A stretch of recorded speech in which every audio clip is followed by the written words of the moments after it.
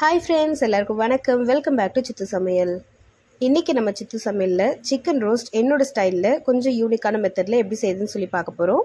இதோட டேஸ்ட் பார்த்திங்கன்னா கிட்டத்தட்ட சில்லி சிக்கன் மாதிரி தான் இருக்கும். ரொம்ப ஈஸியாக பண்ணிடலாம்.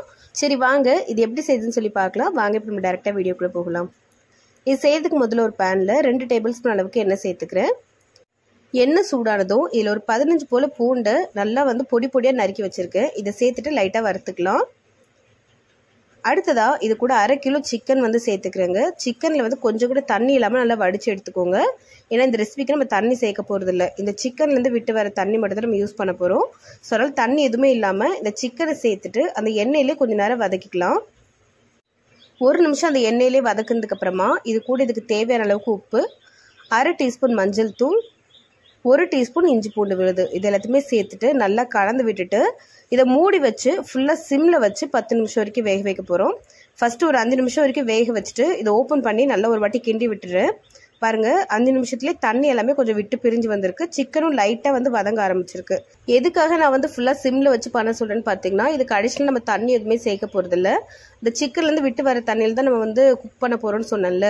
ஸோ அதனால் நீங்கள் ஃபுல்லாக சிம்மில் வச்சிங்கன்னா தான் அந்த தண்ணி விட்டு அந்த தண்ணியிலே இருந்து அந்த சிக்கன் ஃபுல்லாக வெந்து வரும். அப்படின்னா தண்ணி சீக்கிரமாக வத்திரும், சிக்கன் வேகாமல் இருக்கும். சரிங்களா?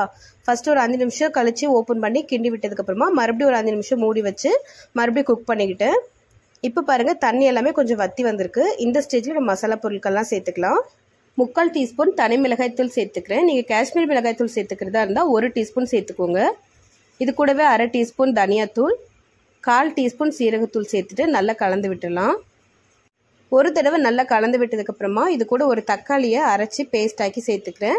நீங்கள் தக்காளிக்கு பதிலாக டொமேட்டோ கெச்சப் கூட சேர்த்துக்கலாம். டொமேட்டோ கெச்சப் சேர்த்திங்கன்னா லைட்டாக ஒரு இனிப்பு சுவை கிடைக்கும். அது கிட்டத்தட்ட எக்ஸாக்டாக சில்லி சிக்கன் சாப்பிட்டா எப்படி இருக்குமோ அந்த மாதிரியே இருக்கும். நான் அது இனிப்பு சுவை தேவையில்லை, கொஞ்சம் காரசாரமாக பண்ணணும் அப்படிங்கிறதுக்காக நான் வெறும் தக்காளி மட்டும் அரைச்சி சேர்த்துருக்கேன். தக்காளி கூட நீங்கள் ஒரு பச்சை மிளகாய் சேர்த்து பண்ணிங்கன்னா கூட இன்னும் ரொம்ப நல்லாயிருக்கும். நீங்கள் அப்படி கூட ட்ரை பண்ணி பாருங்கள். தக்காளி சேர்த்துட்டு எல்லாத்தையுமே நல்லா ஒரு வாட்டி மிக்ஸ் பண்ணி விட்டதுக்கப்புறமா மறுபடியும் இதை மூடி வச்சு ஒரு 2-3 நிமிஷத்துக்கு வேக வச்சிடலாம், தக்காளியோட பச்சை வாசனை போகிற வரைக்கும். இப்போ பாருங்கள், ஒரு 3 நிமிஷம் கழிச்சு ஓப்பன் பண்ணுறேன். இப்போ தக்காளி அந்த மசாலா எல்லாமே சேர்ந்து நல்லா வெந்துருச்சுது. இதை இப்படியே சாப்பிட்டா கூட ரொம்ப நல்லாயிருக்கும். பட் இது கூட இன்னும் கொஞ்சம் ஃப்ளேவர்ஸ் சேர்க்கறதுக்காக நான் 4 பொருள் சேர்க்க போகிறேங்க. ஃபஸ்ட்டு 2 பொருள் கண்டிப்பாக சேர்க்கணும். அண்ட் நெக்ஸ்ட் 2 பொருள் சேர்த்திங்கன்னா தான் இந்த ரெசிபிக்கான இந்த யூனிக் டேஸ்ட் கிடைக்கும்.